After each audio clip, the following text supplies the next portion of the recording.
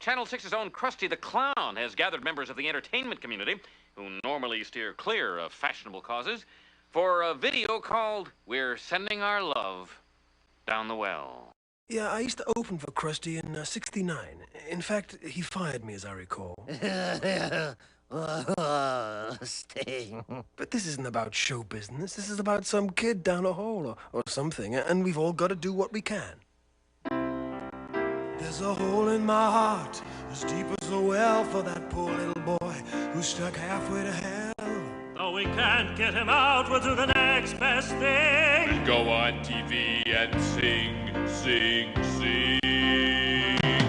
And we're sending our love down the well. All the way down. We're sending our love down the well. Down that well.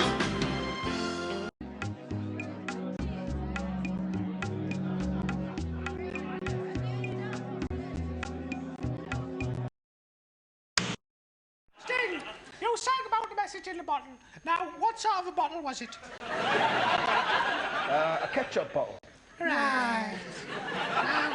Sting, when you was it screw top or cork? Oh, David. It was a screw top of it. Right, screw. Right. Sting, when you go back to your flat at night and get in a lift to go up to it, do you write on the lift wall Sting or Mr. Sting? I usually just write Sting. Right. Would it be all right to use a gin bottle? No. No. Will you stop going on about bottles? Honestly, David. Right. Now, Sting, if you got an itchy bottom at night, right, would you rub it on your wife's chin? Would you put your bottom out of the window to blow it off with the breeze? Or would you pick at it with your fingers?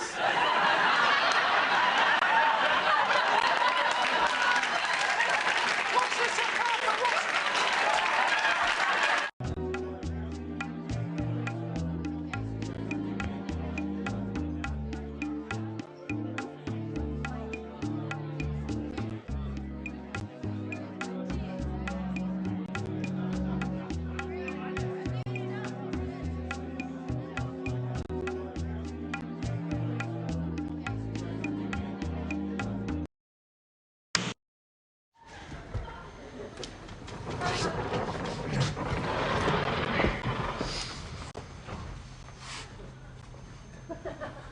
Sting. Wow. What can I say? Oh, that's all right. I mean, boy, that's just, geez, like, if you love somebody. Right, right? right, that's great. That's, God, that's just.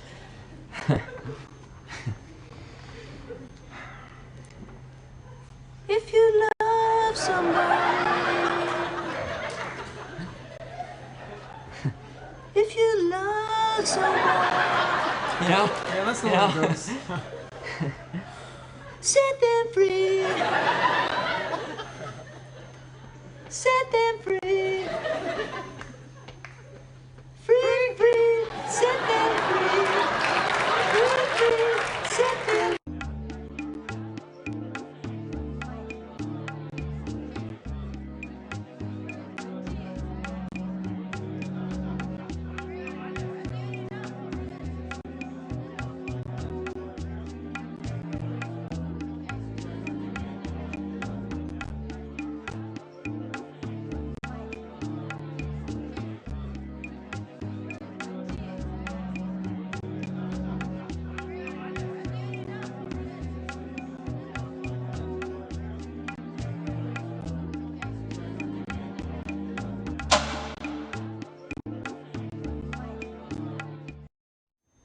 I suppose that the Beatles are the reason I'm a musician, in many ways. That they're an English band. They came from a town in the north of England, and they wrote their own songs. So I suppose so many bands come from England because of the Beatles. You know, they were a success, so we could try the same thing, and a lot of us did. I just think they were the best band around, you know, still are. Their music is still listenable, it's still relevant, it's still inspiring. I can't really overpraise the Beatles. I owe them a lot.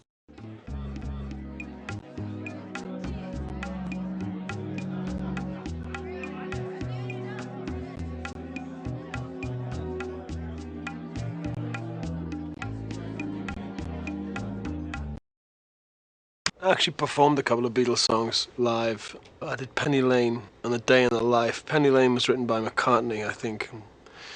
Day in the Life was mainly written by John Lennon.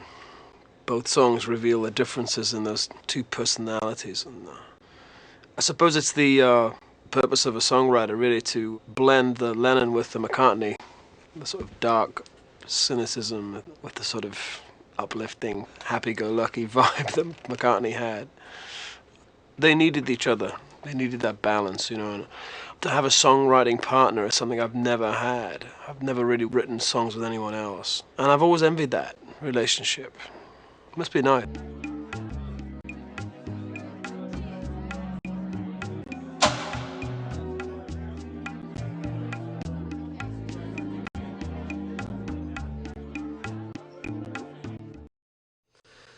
Gil Evans was someone whose music I got to know through listening to Miles Davis. Gil Evans was an arranger, originally born in Canada, and he arranged Miles's recording of Gershwin's Porgy and Bess and Sketches of Spain, which was based on the Concerto d'Aranjuez, which is a classical Spanish piece of music. And he is known as the genius of jazz arranging. It's a bit of a tautology, because jazz music is essentially improvised music. But what Gil did was arrange frames within which musicians could improvise. In many ways, he influenced me in that I'm not a jazz musician. I don't improvise, but I like to do the same thing. I like to create a framework within which musicians can explore the music themselves or paint their own colors within a fairly structured setting. So he was an influence on me in that sense.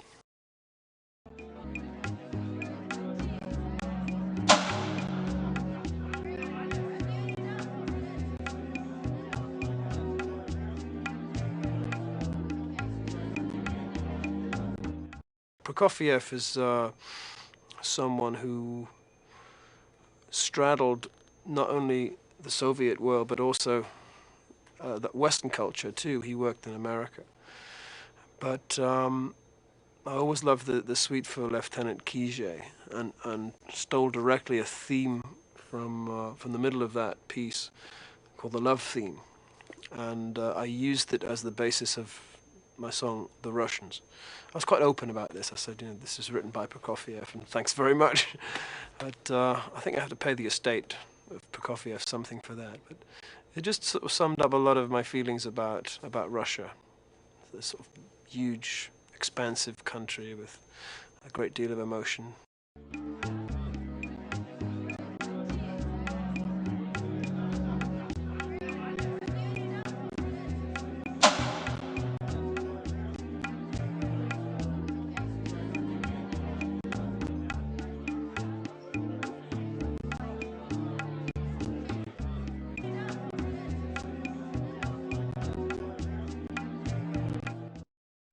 I met Bob Dylan for the first time on my 40th birthday. He came to my birthday party and he gave me a present. It was a bullet from a .45.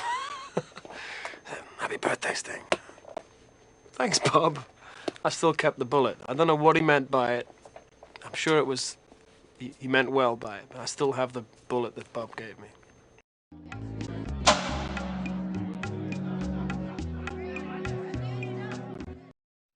I suppose being, having I have a very wide range in my voice. I can sing very high and quite low. So in many ways, female singers were an influence on my work as much as male singers, you know, and someone like Joni Mitchell who sang very high, or Cleo Lane, or people like that, or you know, real jazz singers like Ella Fitzgerald, were people who entered my consciousness and entered my vocal style, I suppose.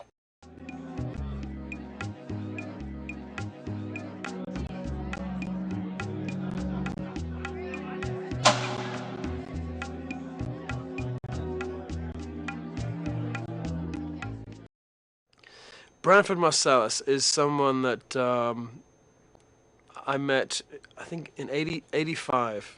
So Branford and I have known each other for 10 years. He just left his brother's band. He was in Wynton Marsalis's band. He was the tenor sax player. And again, with me, he shared this idea that music shouldn't be ghettoized. You know, he's a jazz player, but that's not all there is to him. He plays classical music, he plays pop music, he even played heavy metal music. I mean, he's that kind of guy. So he was perfect for me in that he could play anything, and didn't have this prejudice about different kinds of music. He's not a purist in that sense, even though he can play the jazz he plays is just as pure as anybody else's. But he's interested in the whole spectrum of music, the whole variety, which is what it's exciting about it, you know.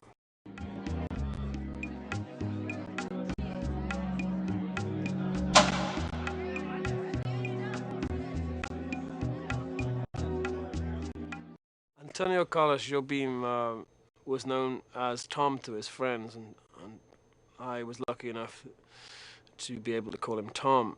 In the last few years, I worked with him a number of times. We shared two things: one, a love of Brazilian music, and two, a love of Brazilian rainforest. Tom would always tell me that he was by birth Indian, that he had Indian blood in his veins, and he loved the forest, and was also very worried about what was happening to it. But I worked with him a couple of times singing his songs. In fact, I'm on his last record singing a song called Insensitivo. Jobim was probably the most famous exponent of the bossa nova in the 60s, which again is pop music, but it's pop music based on a sort of classical tradition. He's a very sophisticated musician.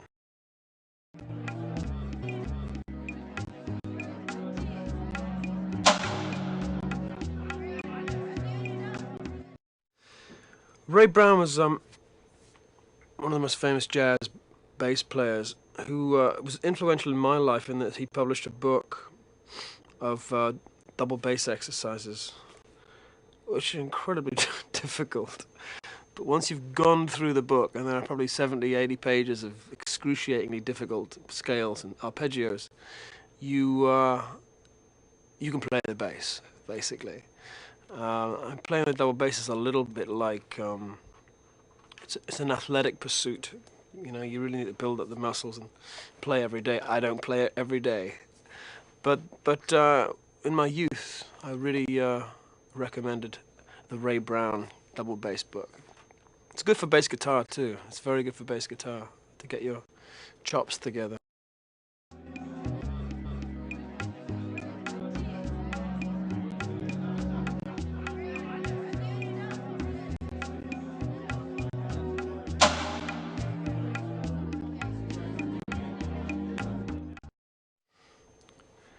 I think when I was a teenager, I developed an interest in jazz, modern jazz, and came across Miles Davis albums, both in his sort of classical Miles era when he was making sort of bebop, but also when he became a sort of an electric rock musician. You know, he had an amazing group with people like Herbie Hancock, John McLaughlin, Chick Corea, a host of like legendary drummers. He basically created the fusion era, which followed it. But Miles Davis was always an innovator as a trumpet player, as a musician. And I was lucky enough to meet him before he died, and had some sort of relationship with him. I used to borrow musicians off him, and you could never really tell what Miles was going to say to you from one moment to the next. You know, one minute he'd be really nice to you, then the next minute he'd be insulting you, but it was always funny. He was a very funny man, great sense of humor, and I think all the stories about Miles are true.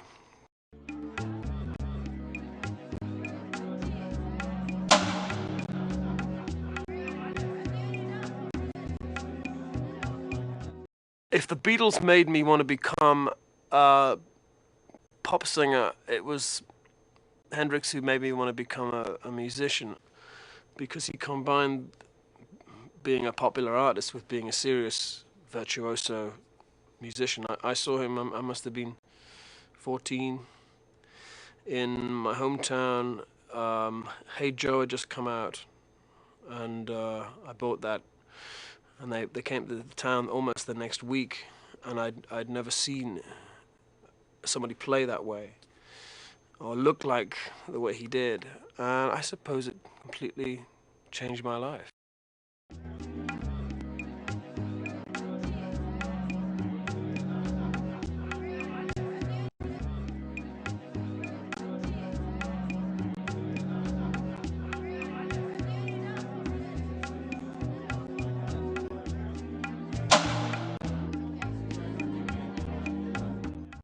Weather Report created fantastic music that you couldn't really categorize as jazz or pop or anything. It was just Weather Report, and had some terrific musicians, some of which I inherited.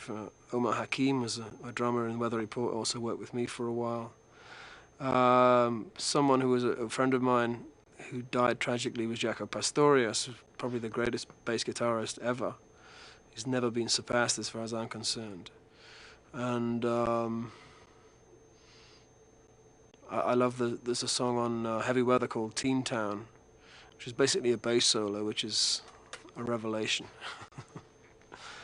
He was an incredible player.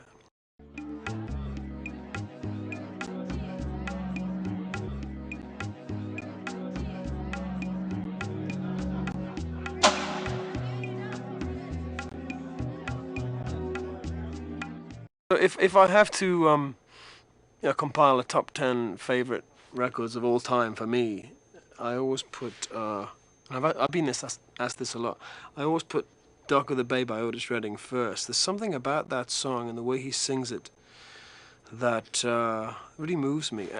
And it's not just the fact that he died fairly soon after that recording was made. There's something very mournful and touching about that song.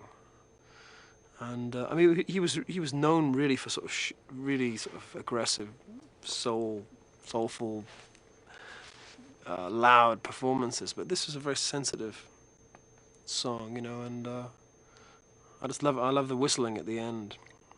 That moves me. I don't know why.